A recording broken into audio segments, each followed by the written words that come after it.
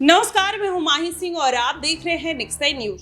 आज बात करने वाले हैं अपर्णा यादव को लेकर। जी हां, वही अपर्णा यादव जो भारतीय जनता पार्टी में शामिल तो हैं, लेकिन उनको पूरी तरीके से निगलेक्ट करके रखा गया है। आपको बताएं, अब माना जा रहा है कि अपर्णा यादव को भारतीय जनता पार्टी इस बार कोई बड़ी जिम्मेदारी दे सकती है। अगर नहीं देती है तो अब सपा की तरफ से रुख साफ हो गया है कि अपर्णा यादव अब अपने परिवार में वापसी कर सकती हैं। जी हाँ, पहले ये खबरें निकल कर आ रही थी कि करहलपुर जो सीट है वहां पर अपर्णा यादव को कहीं ना कहीं चुनावी मैदान में अखिलेश यादव उतार सकते हैं, लेकिन वो अटकलें तब थम जाती हैं जब अपर्णा यादव के नाम पर मोहर नहीं लगकर बल्कि तेज प्रताप के नाम की जो अटकलें हैं वो और तेज हो जाती हैं। वहीं मिल्कीपुर सीट पर यह माना जा रहा था कि अपर्णा यादव को बड़ी जिम्मेदारी दी जा सकती है, फिर वहां से भी अजीत प्रसाद को मैदान में उतार दिया जाता है। अयोध्या सीट जीतने के बाद अवधेश प्रसाद का जो कद है वो कहीं ना कहीं सपा पार्टी में बढ़ता हुआ नजर आया और यही कारण है कि उनके बेटे अजीत प्रसाद को मैदान में उतार दिया गया है। माना यह जा रहा है कि इस बार अपर्णा यादव को अगर भारतीय जनता पार्टी कोई जिम्मेदारी नहीं देती है तो शायद वो किसी पार्टी का रुख करते हुए नजर आए या फिर अपने परिवार में वापसी कर सकती हैं। लेकिन उसके साथ ही अगर पूरा समीकरण समझा जाए तो अपर्णा यादव की क्या खासियत रही है और क्या कहीं ना कहीं कमी रही है जिसकी वजह से भारतीय जनता पार्टी ने उनको लगातार दरकिनार किया है। जी हाँ, 2022 में पार्टी में शामिल हुई थी, लेकिन अभी तक उनको कोई जिम्मेदारी ना मिलना कहीं ना कहीं इस बात की तरफ इशारा करते हैं कि अपर्णा यादव ने जब खुलकर ये बात कह दी थी कि वो अपने परिवार के किसी भी सदस्य के खिलाफ चुनावी मैदान में नहीं उतरेंगी, शायद यही कारण है कि भारतीय जनता पार्टी ने अभी भी उनको जिम्मेदारी से दूर रखा।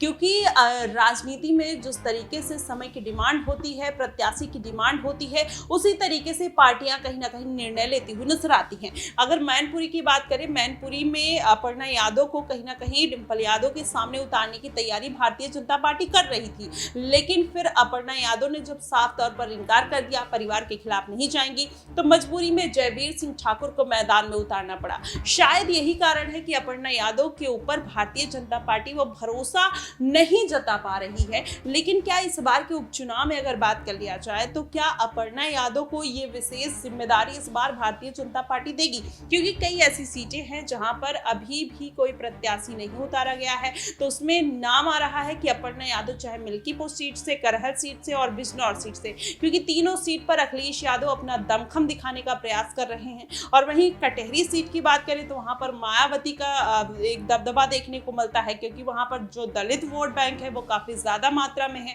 ऐसे में मायावती, चंद्रशेखर आजाद, रावण हो सकता है कि सीट को साधने में कामयाब हो जाए।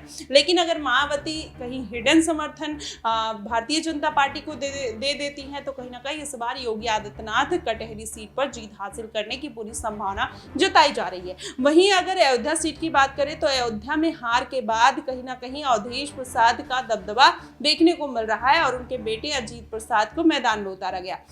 वहीं अगर भारतीय जनता पार्टी चाल चल देती है और वहां पर अपर्णा यादव को एक बार मौका देती है तो जाहिर तौर पर सपा का जो वोट बैंक है वो कहीं ना कहीं खिसकता हुआ भारतीय जनता पार्टी की तरफ आ सकता है, क्योंकि अपर्णा यादव मैदान में हो सकती है। वहीं करहल सीट की बात करें तो भारतीय जनता पार्टी के लिए अभी करहल सीट पर कोई ऐसा मजबूत कैंडिडेट नहीं है, वहां से भी अपर्णा यादव के उतारने के जो चांसेस है वो ज्यादा दिखाई दे रहे हैं। अब देखना दिलचस्प होगा कि हालांकि इस बार के उपचुनाव में भी अपर्णा यादव को कोई जिम्मेदारी मिलती है नहीं मिलती है, क्योंकि बीते लोकसभा चुनाव में अपर्णा यादव लगातार ये प्रयास कर रही थी, उन्होंने अपनी इच्छा भी जाहिर की थी कि अगर प्रियंका गांधी के खिलाफ चुनाव लड़ना होगा तो वो मना नहीं करेंगी, वो पूरी जी जान से चुनाव लड़ेंगी। ऐसे में माना ही जा रहा था कि अपर्णा यादव भी चाहती हैं कि उनको इस बार भारतीय जनता पार्टी को जिम्मेदारी दे। हालांकि लोकसभा चुनाव में तमाम ऐसे चेहरे थे जिनको दरकिनार कर दिया गया, जिसमें अपर्णा यादव का नाम, वरुण गांधी का नाम, बृजभूषण शरण सिंह, संवित्रा मौर्य का नाम शामिल है। ऐसे में अपर्णा यादव इस बार अगर कोई जिम्मेदारी नहीं मिलेगी तो क्या इन नेताओं की तरह किसी और पार्टी का रुख करेंगी या फिर भारतीय जनता पार्टी में ही शामिल रहेंगी, ये देखना बेहद दिलचस्प होगा। फिलहाल आपको क्या कुछ लगता है आप हमें कमेंट बॉक्स में जरूर बताइएगा। फिलहाल के लिए बस इतना ही। देश और दुनिया की तमाम खबरों के लिए हमारे साथ बने रहिएगा नेक्स्ट 9 न्यूज पर।